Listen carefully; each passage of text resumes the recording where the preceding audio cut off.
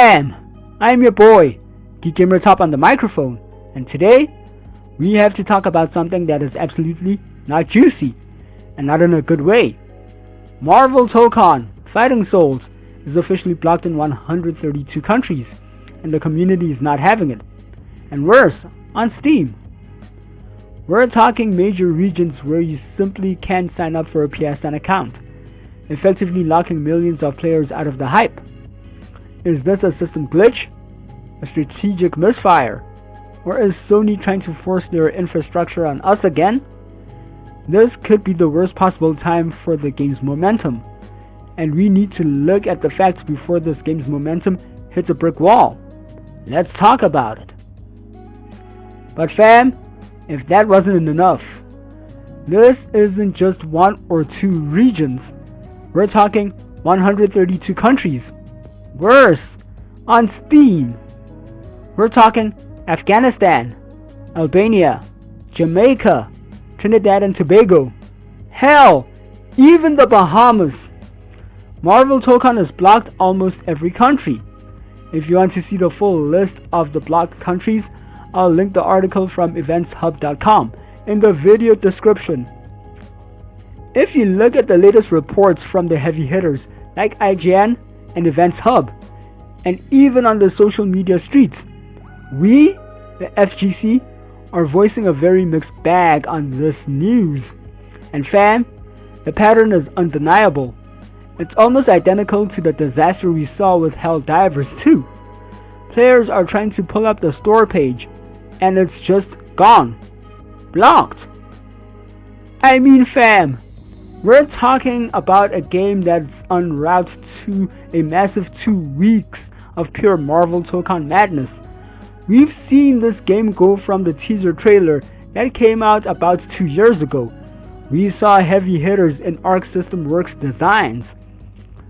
From the 8 characters we saw, Iron Man, Captain America, Spider-Man, Storm, Kamala Khan, Ms. Marvel, Star-Lord, Doctor Doom, and Robbie Reyes, Ghost Rider, to the first 2 closed betas in December 2025, lasting 72 hours, including DLC stages from the Savage Land to New York Night, even introducing a story narrative showing the mysterious promoter, even giving us 5 DLC teams, from the Unbreakable X-Men, the Amazing Guardians, the Fighting Avengers, the Knights of Doom, and the recently released the Samurai Outriders, and builds up the game on different GameCon sites, even when the game had booths at Combo Breaker 2026. Hell, we got Shuri, Savage Hulk, Penny Parker, Green Goblin, Carnage, Danger, Magic, Blade, Loki, and Deadpool, and the open beta coming up in less than 3 weeks. And now we have this? The frustrating part, there has been absolute radio silence from Sony Interactive Entertainment, SIE. No official tweet, no press release, nothing. Is it a glitch? Maybe. But let's be real, the timing is incredibly suspect. When you see this many countries restricted at once, especially in markets where PSN isn't even supported, the glitch excuse starts to smell like a full-on policy shift. Now, why is everyone saying this is Helldivers all over again? Because, fam, the writing is on the wall. When the Helldivers 2 situation popped off, we learned exactly how restrictive that mandatory PSN linkage can be.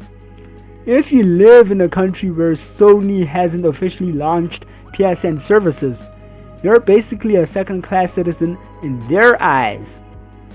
Even Vice.com and other outlets have highlighted how this exact list of countries keeps coming up in the back-end data. This feels like the same corporate machinery being copy-pasted onto Marvel Tōkon. It's not just a minor bug, it's a fundamental issue with how SIE is structuring their cross cross-platform integration. Here is where it gets dangerous for the game's momentum. We have the open beta dropping July 24th through the 26th. That is the moment the community decides if this game is the next big meta shifter or if it's going to flop. If millions of players are still blocked by the time that beta launches, you are effectively killing your own hype cycle before it even starts. How are you supposed to build an FGC community when half the world can't even get the game to launch? If this isn't fixed by the August 6th official release, you're looking at a massive chunk of your potential player base moving on to the next fighter. And for a game that needs a massive, healthy roster of players to keep the rush down fresh, that is an L. Capital L. But fam, we have to zone out. This isn't just about one game.